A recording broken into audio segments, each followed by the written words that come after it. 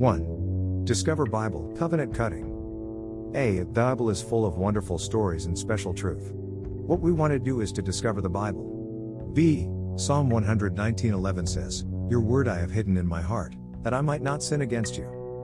C. Nurture and grow your understanding of the Bible as you read and discover the Bible. 2.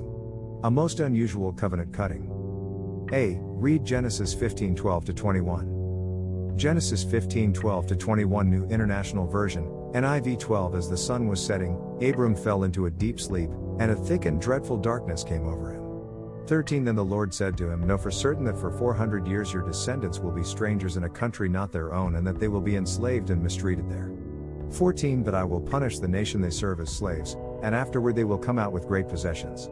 15 You, however, will go to your ancestors in peace and be buried at a good old age. 16 In the fourth generation your descendants will come back here, for the sin of the Amorites has not yet reached its full measure. 17 When the sun had set and darkness had fallen, a smoking firepot with a blazing torch appeared and passed between the pieces. 18 On that day the Lord made a covenant with Abram and said, To your descendants I give this land, from the Wadi of Egypt to the great river, the Euphrates. 19 The land of the Kenites, Kensites, Kadmonites, 20 Hittites, Perizzites, Rephaites, 21 Amorites, Canaanites, Girgashites, and Jebusites. Verse 12. A deep sleep in Hebrew refers to a trance. God had put Abram into a non-participative state for this covenant cutting. It is a one-way covenant, in which God provides everything in the covenant without any qualifications to be met by Abram. 2 Verses 13-16, the terms of this covenant are clearly set forth. It is what God will do for Abram. Nothing in return is required.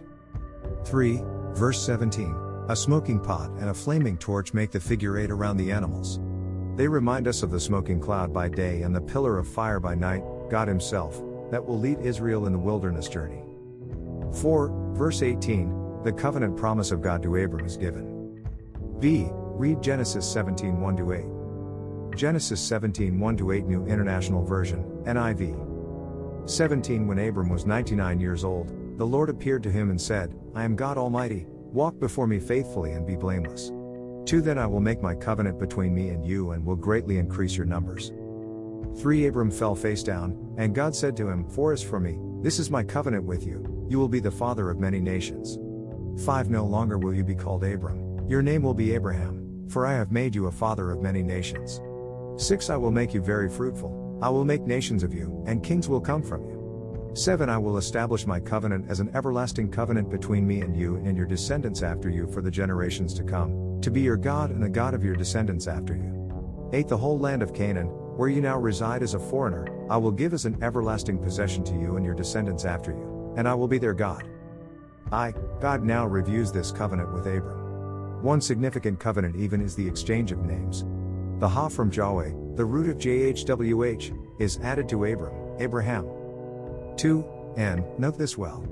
From this time on, JHWH will describe himself as the God of Abraham. 3, in addition, Sarah will have a new name.